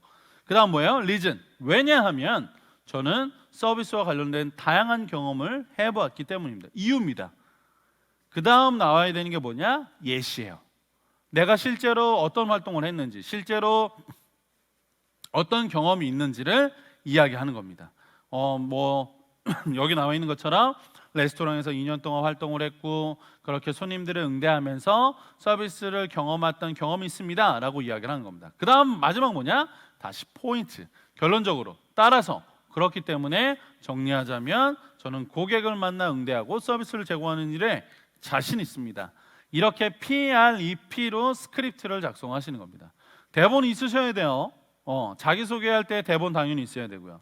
성격의 장단점 당연히 있어야 됩니다. 그리고 어떤 질문에 대한 내가 예상 질문 그리고 예상 답변을 스크립트를 만들 때 이렇게 프레프라고 하는 PREP 법칙으로 작성을 하고 그것을 읽으면서 연습하는 것들이 굉장히 무엇보다도 중요합니다. 그리고 정말 중요한 거, 면접관이 이런 얘기들을 많이 할 겁니다. 공기통 씨 긴장 많이 되시죠? 가볍게 긴장 풀고 시작하도록 하겠습니다. 자, 여러분 절대 속으시면 안 돼요. 이 사람들은 우리의 긴장을 풀어줄 단일의 이유도 없는 사람들입니다. 모든 질문은 사실 평가하기 위한 질문들이 굉장히 많아요. 예를 한번 들어볼까요? 자, 홍기통 씨 식사하셨어요? 많이 묻죠. 식사. 대부분 어떻게 대답하나요? 네, 먹었습니다. 아니요, 먹지 않았습니다. 이렇게 대답을 하잖아요. 여러분 이거 왜 물어볼까요? 밥 먹었는지 안 먹었는지. 진짜로 내가 걱정이 돼서? 아니겠죠. 이거 묻는 이유는 한 가지입니다. 인성을 묻기 위한 질문입니다. 그래서 답은 네, 먹었습니다. 아니요, 먹지 않았습니다. 혹시 면접관님 식사하셨습니까? 라고 되물을 수 있어야 됩니다. 네. 인성을 묻는 질문 중에 가장 대표적인 것들 중에 하나예요. 그리고 여러분 사기업에서 제가 아까 말씀드렸던 컨피던스, 자신감. 왜 자신감을 가져야 되느냐? 이유가 있습니다. 왜냐? 자, 보세요 여러분. 임원진 면접관을 합니다. 1차는 실무진, 그리고 2차 최종 면접이라고 하죠. 임원진, 다시 말하면 사장님이나 뭐 부장님 이상급의 어떤 경영진들이 보는 면접이 진행이 되겠죠. 여기서 제일 중요한 게 뭐냐? 이 사람들도 다 말단 사원부터 올라갔겠죠? 그럼 이 사람들의 대부분이 어떤 직무 출신일까요? 굉장히 중요합니다. 뭐 인사, 총무, 마케팅, 영업 여러 가지 중에 제일 많은 게 뭐냐? 영업입니다. 왜냐? 여러분 인사나 총무, 뭐 경영 지원, 경영 전략, 경영 기획 이런 쪽의 직무는 아시겠지만 성과가 나는 직무가 아니에요. 유지하고 보수하고 관리하는 직무입니다. 성과가 제일 많이 나는 직무가 어디예요? 영업이에요. 영업을 많이 뛰면 많이 뛸수록 뭐예요? 성과급도 많이 나고 승진도 빠릅니다. 그러면 자, 대부분의 임원진들의 대부분은 복수 어떤 직무 출신이라고 하지만 대다수의 직무는 어떤 직무 출신이냐? 영업 직무 출신입니다. 그럼 보세요. 30년, 40년은 영업을 뛰던 사람들입니다. 영업인, 세일즈가 몸에 밴 사람들이에요. 문을 열고 들어왔는데 패기가 없어. 탈락이야. 저래가지고 무슨 일을 하나? 네, 왠지 아시겠죠? 내가 대답을 할 수 있는 거든 대답을 할 수 없는 거든 그 사람들 앞에서 적극성을 어필하는 것들이 무엇보다도 중요합니다. 할 수 있습니다. 자신 있습니다. 맡겨주십시오. 제가 지금은 면접관님들 앞에서 보여드릴 수 있는 건 없지만 저는 정말로 성실하고 정말로 열정적으로 일을 할 수 있는 사람입니다. 맡겨주십시오. 이런 어떤 자신감을 어필하는 게 굉장히 중요합니다. 공기업의 경우에는 조금 달라요.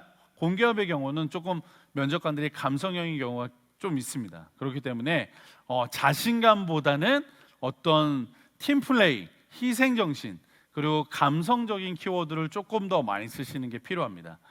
대기업 계열로 만약에 여러분이 면접을 가시면 한 가지 팁을 드리면 블라인드 면접이 대부분입니다. 그래서 이름을 호명하는 것이 아니라 자, 수험번호 1000번부터 수험번호 1010번까지 다음 대기하도록 하겠습니다 라고 하면 여러분은 거기서 반드시 리더를 하셔야 돼요. 저희 이렇게 다음 들어가는 것 같은데 제가 먼저 들어가서 인사해도 될까요? 어려운 거 없습니다. 쭉 들어가면 자, 차렷 경례 안녕하십니까? 끝나면 면접이 끝나면 차렷 경례 감사합니다 라고 나가시는 거예요. 근데 이걸 왜 하느냐? 자, 대기업은요 복도 상황 CCTV로 다 봅니다. 그리고 누가 리더십을 발휘했는지를 보고 가산점을 줘요. 그렇기 때문에 여러분 어느 정도 규모가 있다. 모든 기업이 다 CCTV로 그러면 지원자들을 보냐? 그건 아닙니다. 특정한 몇몇 기업들이 그런 경우가 있지만 대개는 여러분이 리더십을 발휘해서 긍정적인 어떤 인재상을 어필하는 것들이 무엇보다도 중요하다는 사실입니다. 아시겠죠? 그래서 여러분 자소서 좀 정리해 보겠습니다. 자소서 면접은 사실은 맥락이 같습니다.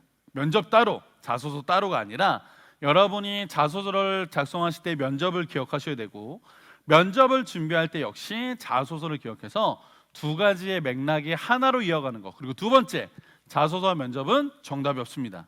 여러분 가장 나스럽게 쓰는 자소서가 그리고 가장 나스럽게 대답하는 것이 면접의 가장 좋은 전략임을 여러분 꼭 잊지 마시기 바랍니다. 아시겠죠? 네, 좋습니다. 혹시 질문 뭐 있으실까요? 예, 지금 그 레저과 2학년 중에 조성훈 친구가 네. 예, 네, 안녕하세요. 2학년 조성훈이라고 합니다. 네, 반가워요. 저 중간에 저번에 첫 번째 강의실 때 질문이 생겼는데 자소서나 면접을 준비할 때 회사에 전화하라고 하셨는데 그 전화에 대한 구체적인 어떤 무슨 질문인지 궁금해가지고 회사로 전화할 때요? 네네. 네, 회사로 보통 전화를 하시면 대부분은 이제 고객센터에서 받거나 대기업이면 고객 홍보실에서 전화를 받을 겁니다. 그러면 제가 그 회사에 대한 관심이 있어서 회사에 대한 정보를 좀 찾아보다 보니까 예를 들어서 뭐 인재상이라고 할게요. 기업의 인재상이 적극적인 인재로 되어 있더라고요. 혹시 이렇게 만든 어떤 배경에 대해서 좀 알 수 있을까요? 라고 질문을 하시는 겁니다. 대개의 경우는 대기업이면 고객 홍보실에서 이메일로 팜플렛을 보내줄 거고요. 중소기업이나 중견기업은 이거에 대한 답을 들을 수 없습니다. 몰라요. 거기 있는 분들도 직장인이기 때문에 잘 모릅니다. 하지만 상관없습니다. 그 내용을 여러분이 자소서에 녹여서 작성하시는 게 필요합니다. 네, 그렇게 보시면 좋을 것 같아요. 감사합니다. 네, 예, 아주 긴 시간 동안 취업 특강을 진행해 주신 우리 취업의 신 최대열님께 다시 한 번 더 큰 박수 부탁드리겠습니다. 네, 감사합니다. 그래서 여러분들이 선생님이 짧은 시간이지만 누군가에게는 흘러 지나가는 시간이 아니라 기회가 되는 시간이 되었으면 좋겠습니다. 그래서 오늘의 주제는 바로 내 인생의 주인공으로 사는 법. 그 어떤 위기가 와도 코로나가 와도 단단하게 내 인생을 어떻게 하면 제일 든든하게 지킬 수 있을지 그 방법을 여러분들에게 알려드릴게요. 자, 지금 굉장히 선생님이 심오한 사진 하나 보여드리고 있습니다. 여러분들한테 퀴즈 드릴게요. 이 사진 속에는 비밀이 하나 숨어 있는데요. 굉장히 슬픈 사진이에요. 어떤 사진이냐? 불과 몇 시간 전까지만 해도 같은 달걀 친구였는데요. 하나는 계란 후라이 됐고요. 하나는 병아리가 됐어요. 굉장히 슬프죠? 그래서 병아리가 계란 후라이 보면서 어떻게 된 거야? 너 말 좀 해봐 라고 슬퍼하고 있어요. 자, 퀴즈 나갑니다. 우리 용인시 청소년 친구들 맞힐 수 있을까 모르겠네요. 맞힐 수 있을 거 생각이 드는데요. 무슨 차이점 때문에 하나는 계란 후라이가 되고 하나는 병아리가 됐을까요? 자, 여러분들 아는 친구들은 얼른 채팅창에 한번 적어보실까요? 자, 도대체 무슨 차이점 때문에 누구는 계란 후라이가, 누구는 병아리가 됐을까? 지금 누가 누군가요? 정답은요, 맞아요. 스스로 알을 깨면 한 마리의 병아리가 되지만 남이 깨주면 계란 후라이가 된다. 왠지 공감이 되나요? 정글자. 누군가가 내 알을 깨주겠지. 내 인생 어떻게든 되겠지. 몰라. 기다려. 누군가 해줄 거야. 라고 하면 우리의 후라이가 될 수 있지만 스스로 내가 내 알을 잘 인내하고 깨고 나오면 한 마리의 병아리가 된다라는 거죠. 즉 다시 말해서 인생도 마찬가지인 것 같아요. 인생도 내가 내 인생인데 부모님이 깨워주겠지. 친구 따라서 몰라. 어떻게든 될 거야라고 막연하게 있다 보면 내 인생은 결국 내가 지키는 것이 아니라 남의 인생이 돼요. 하지만 내 인생의 알을 스스로 깨고 나오면 우리는 뭐가 된다? 바로 내 인생을 스스로 지키는 셀프 리더가 될 수 있답니다. 즉 선생님은요 이렇게 말해요. 같이 한번 여러분들 자기 자리에서 혼자 그냥 속으로 한번 읽어보도록 할게요. 셀프 리더란 어떤 사람이라고요? 시작! 내 인생을 스스로 이끌어가는 사람. 즉 다시 말해서 남이 나의 알을 깨주기만을 기다리는 수동적인 삶이 아니라 내 스스로 힘을 깨고 나오는 능동적인 삶을 사는 사람을 선생님은 셀프 리더라고 말해요. 여러분들은 지금 14살, 대부분 중학교 1학년 친구들이라고 알고 있는데요. 내 인생의 알을 스스로 깨고 나올 준비를 잘 하고 계신가요? 그래서 선생님이 여러분들의 마음속으로 한번 쑥 돌아가 봤어요. 대부분 여러분들이 중학교 1학년이라서 아직은 이런 고민을 할지는 모르겠어요. 근데 앞으로 여러분들에게 닥칠 고민들이거든요. 대부분의 중학교, 고등학교 친구들이 가장 많이 하는 고민이요. 바로 이 네 가지가 많이 고민해요. 내가 뭘 잘하는지, 뭘 좋아하는지 모르겠어요. 선생님, 저는 하고 싶은 게 따로 있는데 우리 부모님이 안 된대요. 꿈이 뭐냐고요? 일단 대학부터 가야 하는 거 아닌가요? 아, 제 인생인데 마음대로 할 수 있는 게 하나도 없어요. 우리 친구들도 혹시 이 중에서 "아 맞아. 나 이런 고민이 조금 있는 것 같아."라고 공감되는 부분들도 있을 것 같아요. 자, 여러분들 선생님은요. 여러분 나이 때, 중학교 때 그리고 고등학교 때 꿈은 없고요. 그냥 놀고 싶었어요. 여러분들도 혹시 그렇지 않으세요? 선생님은요. 중학교 때는 하고 싶은 것도 많았고요. 그리고요. 그냥 막연하게 친구들 노는 거 너무 좋았어요. 하지만 선생님이 고등학생이 됐을 때는요. 선생님은 하고 싶은 것도 없고 꿈도 없었어요. 그리고 선생님 별명이 뭐였을 것 같아요? 선생님 이름은 백수연이거든요. 선생님 별명은 뭐였을까? 네. 선생님 별명은요. 백수였어요. 그래서 초중고 대학교 모든 친구들 선생님에게 백수 백수했거든요. 그래서 선생님은요. 이러다가 내 이름 따라 백수 되는 거 아니야라고 걱정도 많았어요. 그리고 선생님이 고등학교 때는요. 공부를 안 해서 반에서 성적이 점점 떨어지면서 결국에는 고등학교 1학년 말에 창피하지만 고등학교 때 반에서 꼴등도 했었어요. 하지만 선생님이 그렇게 선생님의 청소년기를 무의미하게 보내면서 지금 이렇게 어떻게 여러분들 앞에서 강의도 하고 책도 쓴 작가로 활동을 하고 있는지 어떻게 해서 선생님이 선생님의 그 고등학교 방황했던 시기를 든든하게 잘 지켰는지 지금부터 선생님이 내 인생의 주인공이 되기 위해서 지켜야 할 3가지 키워드를 알려줄 거예요. 첫 번째는 자존감, 두 번째는 자기주도성, 세 번째는 회복 탄력성. 선생님이 키포인트만 여러분들을 위해서 딱딱 핵심만 뽑아서 하나씩 알려드릴게요. 여러분들 자존감이란 건 하도 많이 들어봤을 거예요. 그쵸? 자존감. 자존감이라는 것은 바로 내 자신을 존중하고 나는 괜찮은 사람이야 라고 생각하는 마음이잖아요. 선생님이 17살 나이 때 18살 반에서 꼴등을 했던 그 시기 때 선생님은 자존감이 높았을까요? 낮았을까요? 엄청 낮았겠죠.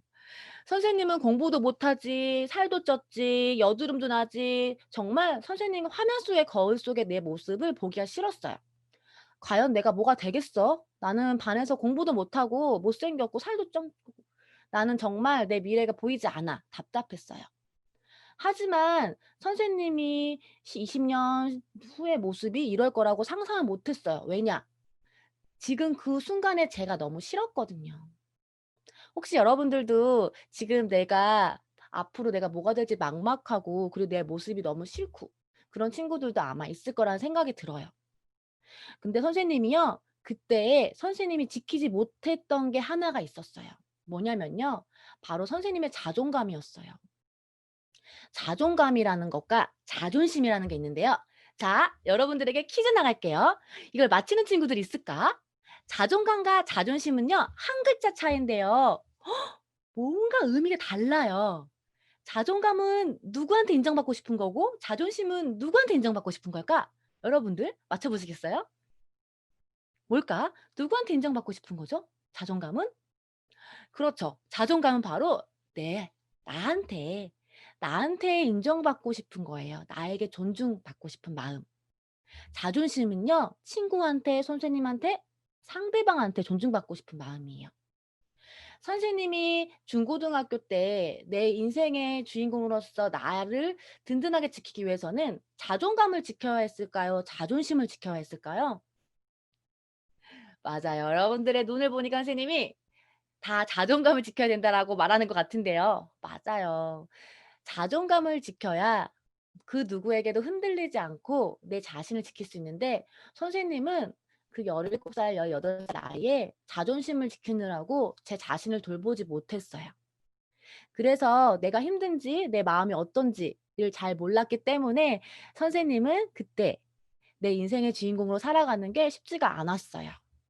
그래서 자존감과 자존심의 차이는 바로 내 마음의 주인이 어디에 있느냐가 중요하다라는 거예요. 그래서 내 자존감을 잘 지키려면은요, 여러분들이 내 자신에 대해서 잘 알아야 되거든요. 여러분들은 내 자신에 대해서 잘 알고 있나요?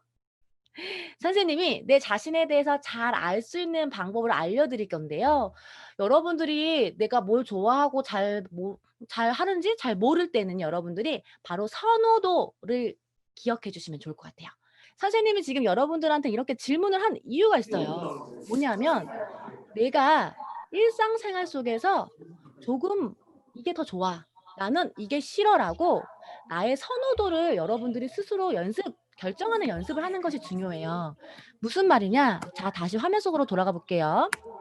여러분들이 내가 뭘 좋아하고 잘하는지, 그리고 어떤 걸 내가 더 선호해, 난 이거가 집중이 더 잘 돼, 이렇게 내가 무엇을 좋아하고 싫어하는지 그 묻는 힘을 연습을 해야 내가 앞으로 나의 진로나 꿈을 결정할 때도 아 그래, 나는 이런 것보다는 이게 더 나한테 맞는 것 같아, 아 이런 것보다 나는 이게 더 좋아, 집중이 잘 돼, 라면서 나의 진로에 조금 더 다가갈 수가 있어요. 그러니까 난 뭘 좋아하는지 모르겠어 라고 그냥 나에 대해서 넘어가지 말고, 그래? 나는 뭘 좋아하는지 모르겠지만 요게 좀 더 좋아, 이게 좀 더 선호해라고 나의 취향을 스스로 계속 결정하는 연습들을 하는 것이 중요해요. 그래야 나에 대해서 알아가기 때문에 자존감도 높아질 수가 있어요. 결국 자존감이라는 것은요, 내가 나 자신에 대해서 알 때 있는 그대로 나를 받아들이고 맞아, 나 그런 아이야, 그게 뭐 어때서 라고 당당하게 말할 수 있을 때 자존감이 높아질 수가 있답니다. 자, 그럼 두 번째 포인트.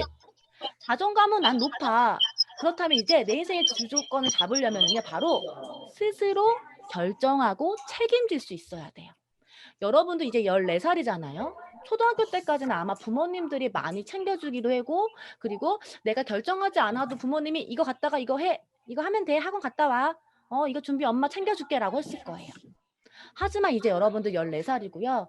앞으로 중학교, 고등학교 시기를 거쳐가면요, 여러분들이 언제까지 부모님께 의존할 수가 없어요. 스스로 내가 선택하고 저는 이게 더 좋아요, 저 이거 배우고 싶어요, 저는 이 학원 다닐래요, 저는 그거 도저히 못하겠어요 라고 스스로 나의 생각을 말하고 선택하고, 중요한 건 책임지는 연습들을 지금부터 꾸준히 하는 것이 중요해요. 그런데 자기주도성을 갖기 위해서는 여러분들 비밀 하나 알려줄게요.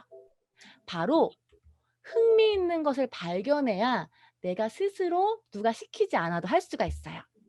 여러분들 생각해 보세요. 부모님이 공부해라 해라 하면 너무 하기 싫지 않아요? 그리고 이거 해라 라고 하면 너무 하기 싫죠? 하지만 선생님이 처음에 여러분들이 물어봤죠. 요즘 무슨 재미로 사냐고. 내가 재미있고 흥미있는 것은요, 누가 시키지 않아도 나 너무 재미있고 시간 가는 줄 모르고 하잖아요. 바로 그런 걸 찾는 게 중요해요. 즉 다시 말해서 흥미라는 것은요, 내가 뭔가에 더 관심을 가지고 알고 싶어하는 마음을, 그리고 내가 더 하고 싶어하는 마음을, 그것을 우리는 흥미라고 말해요. 여러분들은 어떤 것에 흥미가 있나요? 자, 그런데 선생님이 질문 하나 다시 한번 던질게요. 선생님, 저는 딱히 하고 싶은 것도 흥미있는 것도 없고요. 아, 꿈을 꼭 가져야 할까요? 그치, 이런 생각 할 수 있어요, 여러분들. 왜냐하면 사실 꿈이라는 것을 왜 가져야 하는지 누가 알려준 적이 없거든요. 그래서 선생님이 지금부터 여러분들에게 도대체 꿈을 왜 가져야 하는지 선생님이 아주 좋아하는 영상을 보여주면서 알려줄 거예요. 여러분들 혹시 빼꼼 알아요? 빼꼼 좋아하나요? 우리 한번 동심으로 돌아가서 선생님이 빼꼼 영상을 보여줄 건데요. 이 빼꼼 영상을 보면서 바로 꿈을 왜 가져야 하는지 선생님이 두 가지 메시지를 숨겨놨어요. 나중에 여러분들이 영상을 보고 나 선생님이 여러분들한테 질문을 던질게요. 꿈을 왜 가져야 하는지 이 중에서 우리 맞히는 친구가 있을 것 같은데 한번 영상을 잘 보면서 아, 맞아. 그래서 꿈을 가져야 하는구나 라는 거 여러분들이 한번 찾아봤으면 좋겠습니다.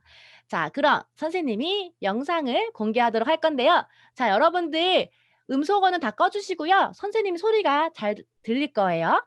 자, 지금부터 우리 빼꼼 만나보도록 할게요. 빼꼼 나와라.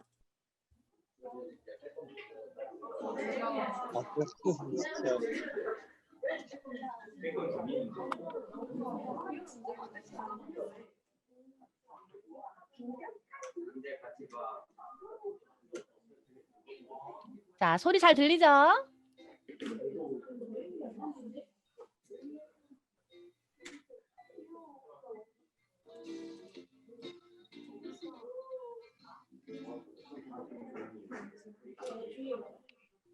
빼꼼이 뭘 끊으려고 해요?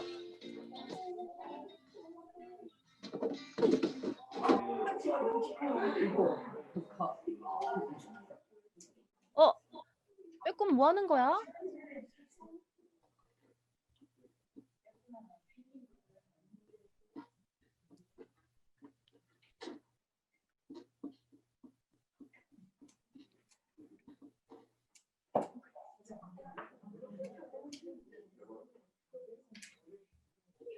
빼꼼은요, 굉장히 자존감이 높은 친구랍니다.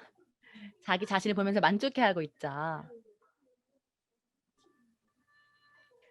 빼꼼 방 안에는요, 빙벽 모습이 담긴 사진이 있었어요.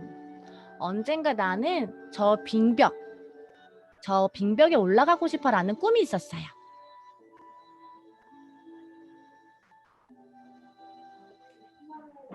자, 그리고 드디어 빼꼼이 빙벽 타기를 도전합니다. 자, 영차 올라가고 있죠? 어떡해. 얼마 안 남았는데.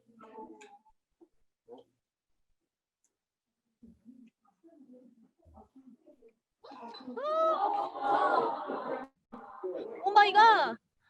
어떡해. 빼꼼이 떨어뜨렸어요. 그런데 그때 빼꼼이 놀라운 사실을 발견했어요. 빼꼼에게 날카로운 손톱과 발톱이 있었어요.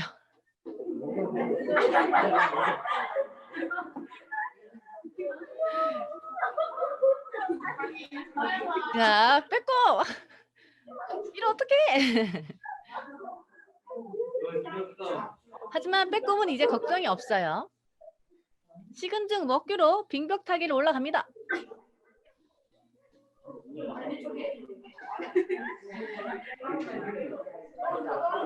헛들.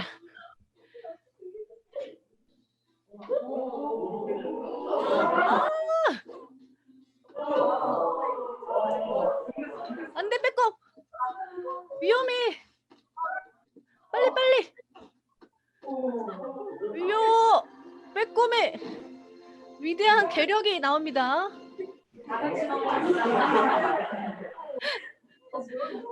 빼꼼! 어이대꼼 빼꼼의 도전은 성공! 자, 여러분들 화면 잘 보셨나요? 빼꼼 너무 귀엽지 않아요? 자, 여기서 선생님이 한번 여러분들 채팅창에 선생님이 이 영상을 왜 보여줬는지, 이 영상 속에서 왜 꿈을 가져야 하는지 선생님이 두 가지가 있다고 했죠. 한번 여러분 채팅창에다 아시는 친구는 남겨볼까요? 도대체 왜 빼꼼이 왜 꿈을 가지라는 메시지가 여기에 있을까? 뭐가 있을까? 선생님이 두 가지 비밀을 숨겨놨어요. 여러분들이 한번 생각해서 채팅창에 남기는 사이에 선생님이 정답을 하나씩 공개를 해보도록 하겠습니다. 자, 정답이 뭘까? 자, 어떤 친구들이 남겨놨나? 자신의 장점을 확인하고 꿈을 가져야 뭐든 할 수 있기 때문에 대책을 찾아라. 일단 나윤이 맞아요. 와, 맞아요. 나윤이 고마워요. 자신의 신기한 능력이나 장점을 찾아서. 그리고 두 친구도 맞았어요. 두 번째 메시지예요. 일단 정답이 굉장히 빨리 나왔기 때문에 선생님이 우리 나윤이 고맙고 정윤이도 고맙고 와 우리 김의도 너무 고마워요. 딩동댕 맞아요. 자, 선생님이 정답을 하나씩 공개를 할게요. 바로 정답은요. 뭐였냐? 첫 번째 정답은요, 이거였어요. 바로 꿈이 있어야 내가 뭔가를 하게 되고 움직이는 힘이, 원동력이 생겨요. 빼꼼히 만약에 내 방 안에 저 액자를 보면서 나는 저 빙벽에 뭐 올라가야지라는 마음을 계속 생각했겠죠. 하지만 에휴, 내가 무슨 빙벽을 타 내 주제에 나는 못해라고 꿈을 꾸지 않았다면 절대 올라갈 수 없었을 거예요. 여러분들이 뭔가 하고 싶은 게 있으면 나 저거 한번 해보고 싶어라고 마음 먹는 것 자체가 아주 중요해요. 그렇기 때문에 여러분들이 꿈은 우리를 움직이게 하는 힘이다라는 것이 중요한 첫 번째 이유고요. 두 번째는 바로 여러분들 빼꼼히 빙벽 타기를 도전했어요. 그리고 뭘 발견했지? 자신의 날카로운 손톱과 발톱을 발견했잖아요. 아마 빼꼼히 빙벽에 도전하지 않았다면 발견을 했을까요? 아마 발견하지 못했을 거라고 생각해요. 즉 꿈을 도전하면은요. 실패해도 괜찮아요. 실패라는 건 없어요. 그 과정 속에서 내가 이거 나한테 잘하네. 나 이거 잘할 수 있네. 이거 나랑 정말 안 맞아. 다행이야. 지금이라도 알아서. 이렇게 하나하나 나에 대해서 발견해 나가는 것이 중요하기 때문에 바로 꿈을 가지면 여러분들이 나의 자신에 대한 강점 아니면 약점들을 발견해 나갈 수 있다. 그렇기 때문에 꿈을 가져야 한다라는 두 번째 이유를 선생님이 알려드리고 싶었어요. 자, 그럼 여기서 중요한 이유를 하나 더 설명드릴게요. 여러분들이 꿈이 뭐예요? 라고 선생님이 한번 질문을 던지게 볼게요. 그러면은요, 대부분의 친구들은 뭐라고 대답할까요? 여러분들 뭐라고 대답해요? 꿈이 뭐예요? 라고 하면 대부분 여러분들은 저요? 저요, 유튜버요, 웹툰 작가요, 선생님이요, 경찰이요, 과학자요, 등등. 다양한 이야기들 할 거예요. 맞아요. 세계 정복이요. 지연이 아주 멋진 꿈을 꾸고 있는데요. 좋아요. 그런데요. 대부분 여러분들이 착각하는 것 중에 편견이 하나 뭐냐면요. 꿈과 직업을 같다라고 생각해요. 즉, 너의 꿈이 뭐야? 라고 말하면 저는 어떤 직업을 꿈꿔요? 라고 말해요. 여러분들, 직업은 나의 꿈의 일부이지 전부가 될 수가 없어요. 그런데 대부분 친구들이 저는 갖고 싶은 직업, 되고 싶은 직업이 없으면 나는 꿈이 없어요 라고 의기소침하게 돼요. 여러분들 절대 그렇지 않아요. 꿈이라는 것은요, 직업만을 바라보는 것은 여러분들이 잘못된 편견이라고 생각해요. 선생님은 이걸 중요하게 봐요. 여러분들이 갖고 싶은, 하고 싶은 꿈이 있다면 그걸 왜 하고 싶은지를 생각해 보세요. 무슨 말이냐면 여러분들에게 만약에 유튜버가 되고 싶어요 라고 어떤 친구가 말했어. 그래서 선생님이 그런데 너 왜 유튜버가 되고 싶어? 라고 물어봤을 때 그 친구가 유튜버 그냥 재밌을 것 같아서요. 요즘 핫하니까요. 그 돈 많이 번대요. 라고 말한다면 그것은 여러분들의 꿈이 아니에요. 남의 꿈이에요. 하지만 저는 제가 알고 있는 거, 관심 있는 거 그런 것들을요 만들어서 누군가한테 좀 정보를 제공하는 그런 콘텐츠를 만들면 너무 뿌듯할 것 같아요. 제가 만든 콘텐츠를 누가 보고 좀 도움이 되었으면 좋겠어요. 라고 말한다면 그건 그 친구의 꿈이 맞아요. 즉 무슨 말이냐면 내가 하고 싶은 그 꿈의 이유가 나에게서 그 이유를 찾아야 돼요. 다른 사람, 타인, 환경, 시대의 흐름, 트렌드에 맞는 꿈이 아니라 그걸 내가 왜 하고 싶은지 그걸 통해서 나는 앞으로 어떻게 살아갈지를 여러분들이 말할 수 있어야 진짜 내 꿈이고 내 인생의 주인공을 살아갈 수가 있어요. 그래서 선생님이 여러분들에게 꿈을 가지라고 할 때 단순히 명사 형태의 직업이 아니라 나는 어떠한 일을 하고 싶어요? 라는 꿈을 꾸라고 말해요. 일명 동사형 꿈인데요. 선생님의 꿈은 처음부터 작가가 아니었어요. 강사도 아니었고요. 청소년 지도사도 아니었어요. 선생님은 선생님이 고등학교 때 방황도 많이 하고 공부도 안 하고 많이 경험도 없이 무의미하게 보낸 시간이 아까워서 다른 청소년들에게는 다양한 경험도 많이 알려주고 싶고 그리고 그 꿈을 빛나게 도와주는 일을 하고 싶은 게 선생님의 꿈이었어요. 그래서 청소년 지도사라는 직업을 통해서 프로그램을 기획하는 일을 하고 있고요. 그리고 글을 쓰면서 글을 쓰니까 그럼 더 많은 청소년들을 만날 수 있겠네라고 책을 썼더니 선생님에게 작가라는 직업을 주었어요. 선생님이 작가를 꿈꾼 것이 아니라 저는 청소년들을 위한 책을 쓰는 게 선생님의 꿈이었던 거죠. 이렇게 여러분들도 자신의 꿈을 하나의 직업에만 얽매이지 말고요. 저는요, 가수가 되고 싶어요가 아니라 저는 제가 좋아하는 음악, 노래를 하면서 연주를 하면서 사람들을 감동시키는 일을 하고 싶어요. 저는요, 선생님이 되고 싶어요가 아니라 저는요, 학생들을 즐겁게 수업할 때 알려주는 사람이 되고 싶어요. 이렇게 여러분들이 하고 싶은 일을 생각해 보는 게 중요해요. 그래야 내가 설령 선생님이 되지 못했다 하더라도 꼭 학교 선생님이 되지 않으면 어때요? 이렇게 선생님도 청소년 지도사라는 직업을 통해서 선생님이란 이야기 듣죠. 아니면 태권도를 가르쳐도 태권도 선생님이 되는 거죠. 다른 직업을 통해서 그 일을 한다면 나는 충분히 그 꿈을 향해서 잘 나아가고 있는 거예요. 즉 다시 말해서 어떤 직업을 갖느냐는 중요하지 않아요. 내가 어떤 가치와 태도로 무슨 일을 하느냐가 중요한 거예요.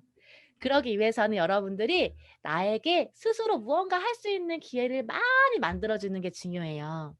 자, 왜냐하면 여러분들은 꿈이 없는 게 아니에요. 지금 14살이어서 저는 아직 꿈이 없는데요. 글쎄요, 저는 잘 모르겠어요. 여러분들의 꿈은 어떻게 하는 거냐? 지금은 중학교 1학년 시기이기 때문에 지금 시기는 꿈을 하나하나씩 발견해 나가야 돼요. 꿈이 없는 게 아니라 여러분들은 바로 경험이 없는 거다. 앞으로 내가 청소년기 때, 중학교 때부터 고등학교 때 쭉 다양한 경험을 하면서 경험을 하나하나 하면서 꿈을 발견해 나가는 거예요. 그래, 알겠어. 너 이름 불러줄게. 누구야? 그래서 여러분들이 꿈이 없다고 의기소침하면 안 된다. 꿈을 만들어 나가는 것은 여러분들의 선택이기 때문에 내가 다양한 경험을 통해서 꿈을 하나하나씩 발견해 나가는 게 중요해요. 자, 그럼 마지막 세 번째. 자, 우리 음소거는 꺼주시고요. 우리 친구들 음소거는 꺼주시고요. 자, 선생님과 이제 마지막 세 번째 포인트가 남았는데요. 선생님, 저는 자존감도 높였고요. 그리고 제 꿈을 발견해서요. 정말 스스로 열심히 하고 있어요. 그런데 열심히 하고 싶은데 자꾸 제 앞에 방해물이 생겨요. 이런 때 어떡하죠? 라는 친구들이 많아요. 이럴 때 선생님이 말하고 싶은 것은 바로 회복 탄력성. 이 말은요, 여러분들. 이렇게 용수철을 잡아당겼어요. 놔두면 어떻게 될까요? 다시 돌아가려고 하죠. 즉 우리 마음의 근육도 마찬가지래요. 우리 마음도요, 힘들어서 넘어지거나 막 속상해. 그래서 내가 정말 난 진짜 안 되나 봐라고 넘어졌지만 훌훌 털고 다시 일어서려고 하는 마음. 그 마음을 우리는 심리학 용어로 뭐라고 한다? 회복 탄력성이라고 해요. 그렇기 때문에 여러분들이 내에서 주인공이 되기 위해서는 내 마음의 근육을 단단하게 단단하게 근육을 갖추는 게 중요해요. 여러분들 자전거 탈 때 어땠어요? 우리 어렸을 때 두발 자전거 처음 탈 때 많이 넘어지지 않았어요?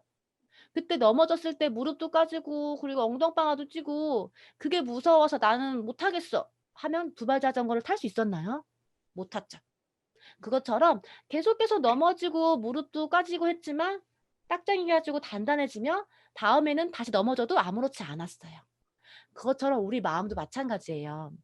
이제 내가 인생을 살아가는 14살 이 나이 앞에서 앞으로 수많은 위기나 슬럼프나 힘든 일들이 여러분들한테 닥칠 거예요. 그럴 때마다 넘어졌을 때 어떻게 해야 돼? 오뚜기처럼 에이 괜찮아. 뭐 다시 하면 되지 뭐 일어나면 되지 뭐. 라고 일어나는 연습들을 하는 게 중요해요. 자, 그런데요. 그럼 선생님은요? 선생님은 어떠셨어요? 라고 궁금해하는 친구들이 많이 있더라고요. 선생님은요. 반에서 꼴등을 했다고 말했죠. 반에서 꼴등을 했는데 열심히 고등학교 3학년 19살 때 그때서야 선생님은 정신을 차렸어요. 어떻게 정신을 차렸냐? 선생님이 그 당시에 누군가가 이렇게 물었어요. 여러분들에게도 한번 질문해 볼게요. 스스로 답할 수 있는지 잘 생각해 보세요. 만약 너에게 성적과 등급과 상관없이 환경과 상관없이 너에게 하고 싶은 일을 할 수 있는 기회를 준다면 너는 무엇을 하고 싶어? 라고 누군가 물었어요. 그럴 때 선생님은 대답할 수가 없었어요. 왜냐? 단 한 번도 선생님의 인생에 대해서 내가 뭘 해야 되지라고 생각해 보지 않았거든요. 그랬는데 그 당시에는요. 그 질문을 받았을 때 콧방귀 뀌고 그리고 화가 났어요. '나를 무시하는 거야. 나 공부 못한다고 무시하는 거야.'라고 그 질문에 대해서 "아 몰라. 아 진짜 짜증나. 이런 질문 나 몰라. 대답 안 할 거야."라고 했어요. 하지만 그 질문이 선생님 가슴속에 계속 맴돌았어요. 왜냐하면 정말 나에게 한 번의 기회가 더 있다면 뭐든지 하라고 하는데 '나는 왜 그 기회조차 잡지 못한 걸까?'라고 나 자신한테 미안했어요. 그래서 선생님이 지금이라도 늦지 않았다면 19살 내 나이 때부터 내가 나에 대해서 조금 해보고 싶은 거 하나씩 나 해보고 싶어라는 마음이 들면서 그때부터 선생님이 조금씩 조금씩 선생님이 하고 싶은 게 무엇인지 나에 대해서 알아가기를 결심했어요. 그렇게 열심히 했지만 선생님이 결국에는요. 재수를 할 수밖에 없었겠죠. 공부를 너무 못했기 때문에 선생님은요. 남들보다 공부를 안 했기 때문에 시간을 더 투자를 해서 공부를 해야만 선생님이 원하는 전공에 갈 수 있었어요. 그래서 선생님은 재수를 했고 결국에는 열심히 대학에 가서 활동도 많이 하고 경험도 쌓았지만 또 취업의 문턱 앞에서 좌절하고 대학원으로 도망갔어요. 그리고 선생님의 첫 직장은요. 정규직 직업, 뭐 대기업 취업 아니요. 선생님은 작은 계약직 직원으로 작은 회사의 계약직 직원이 선생님 첫 직장이었어요. 그런데 선생님 이것만 보면요. 선생님의 19살 그리고 20 대의 모습은요. "이게 뭐야? 어떻게 남들 앞에서 지금 강의를 할 수 있지?"라고 반문할 수 있어요. 하지만 선생님은 돌이켜 보면요. 오히려 이렇게 선생님의 위기였던 이 시간들이 지금의 선생님을 있게 해준 아주 소중한 시간이라는 생각이 들었어요. 왜냐하면 선생님이 반에서 꼴등을 했기 때문에 그래서 청소년들을 도와주는 일을 하고 싶은 마음의 씨앗이 생겼고 선생님이 그때 '나 그냥 아무 대학이나 갈 거야. 일단 대학만 가지 뭐.'라는 마음을 먹었다면 선생님은 지금 이렇게 여러분들을 만날 수 없었을 거예요. 하지만 조금 시간이 늦더라도 '나는 내가 하고 싶은 일을 할 수 있는 그 학과, 전공에 가고 싶어.'라는 마음으로 재수를 했기 때문에 선생님이 원하는 전공이 있는 학교에 갈 수 있었어요. 그렇게 해서 열심히 공부를 해서 선생님이 취업 문 앞에서 '아 왜 이렇게 취업이 안 되는 거야. 나 취업 그냥 아무 데나 해야겠어.'라고 했으면 선생님은 청소년 지도사가 되지 못했을 거예요. 하지만 조금 늦더라도 대학원에 가서 조금 더 공부를 하면서 전문성을 쌓고 나니까 또 다른 기회가 생겼어요. 이렇게 선생님을 있게 해준 그 시기들이 있었기 때문에 여러분들을 지금 만날 수 있게 된 거예요. 뭐 제가 미리 사인 안 보내도 되나요? 네, 그래서 여러분들 네. 선생님이 힘들 알겠습니다. 때마다 여러분들에게 하나 중요한 주문을 알려드릴게요. 선생님은 위기와 슬럼프가 올 때마다 이렇게 주문을 외워요. 어떻게 외우냐면요. 자, 여러분들 한번 따라해 볼게요. So what? So what? So what이 무슨 뜻이에요, 여러분들? 뭐? 그래서 어쩌라고. 맞아요. 그래서 뭐 어쩌라고. 어떤 환경 앞에 똑같은 환경이 주어졌어요. 하지만 어떤 사람은요, 이렇게 좌절하고 울고 있고요. 어떤 사람은 똑같은 힘든 상황 속에서도 그래, 그래도 이 속에서 내가 어떻게든 해낼 수 있어. 라고 그래도 기쁨의 환희를 흘리고 있어요. 지금 무슨 말이냐면요. 어떤 힘든 상황 속에서도 내가 어떻게 마음을 먹느냐가 굉장히 중요하다라는 거예요. 선생님이 여러분들에게 힘들 때 선생님이 꼭 하는 주문 하나가 더 있는데요. 알려드릴게요. 그럼에도 불구하고 어떤 상황 속에서도 여러분들이 그래 힘든데 그래 좋아 힘든데 아 나한테 어떤 더 좋은 일이 생기려고 이런 일이 벌어지는 거지? 라고 생각해 보세요. 또 하나 선생님이 힘들 때마다 아 요 힘든 걸 내가 잘 이겨내면 나중에 내가 잘 극복해서 이걸 좋은 에피소드를 만들어야지라고 마음 먹어요. 이 책 속에 선생님이 내 인생의 주인공은 나니까 이 책 속에 있는 언니 오빠들 형들의 사례는요. 실제 선생님 만났던 친구들의 사례거든요. 이 책 속에 처음 이 친구들의 이야기를 실을 때 어떻게 인터뷰를 했냐면요. 여러분들이 힘들고 청소년기 때 힘들고 슬럼프가 왔을 때 어떻게 극복했는지를 선생님에게 이야기해 주세요라는 질문으로 시작했어요. 여러분들도 여러분들 나름의 방법으로 반드시 그 위기나 슬럼프를 잘 이겨낼 수 있을 거라 생각이 들어요. 그래야 내 인생의 주인공으로 든든하게 나를 지킬 수 있어요. 아시겠죠? 자, 그래서 마지막 회복 탄력성까지 선생님이 이야기해 드렸는데요. 선생님이 자, 한번 다시 정리를 해 보도록 할 거예요. 자, 내 인생의 주인공으로 살기 위해서는 바로 세 가지 키워드가 있다고 했죠. 내 자존감, 스스로 나를 인정해 주고 존중해 주는 자존감을 높여야 되고, 이 자존감을 높이려면 나에 대해서 스스로 알아가는 게 중요하다. 그러기 위해서는 나의 선호도, 내가 뭘 좋아하고 싫어하는지를 계속 묻는 훈련을 해야 된다라는 거. 자, 두 번째 뭐였죠? 스스로 선택하고 결정하고 책임지는 자기주도성을 갖는 것. 누가 시키지 않아도 내가 좋아하는 흥미를 찾아서 꾸준히 한다면 내 인생의 주인공으로 살아갈 수 있다라는 점. 마지막 세 번째가 뭐라고요? 네, 내가 스스로 나의 마음의 근육을 잘 단단하게 키워서 힘들어하고 넘어져서 오뚜기처럼 벌떡 일어나는 거. 그래야 누가 뭐래도 내 인생은 나야! 라고 당당하게 외칠 수 있답니다. 내 인생의 주인공은 바로 누구예요? 부모님이 대신 살아주나요? 친구가 내 인생 대신 살아주나요? 그렇지 않아요. 14살이란 나이는 지금부터 내 인생은 내가 잘 관리하고 지킬 거야 라고 마음먹는 순간부터 여러분들이 이미 내 인생의 주인공이라고 생각이 들어요. 그래서 내 주변의 인생의 구경꾼들로 여러분들이 인생을 흔들릴 필요가 없다라는 점 꼭 이야기해주고 싶답니다. 아, 이렇게 선생님하고의 이야기들을 하다 보니까요, 벌써 한 교시가 쑥 지나갔어요. 자, 그럼 우리 마지막으로 우리 이제 끝내야 마쳐야 할 시간인데요. 우리 선생님 여러분들을 추억하기 위해서 우리 다 같이 한번 인증사진을 남겨주면 좋을 것 같은데요. 잠깐 비디오를 공개로 해보면 어떨까요?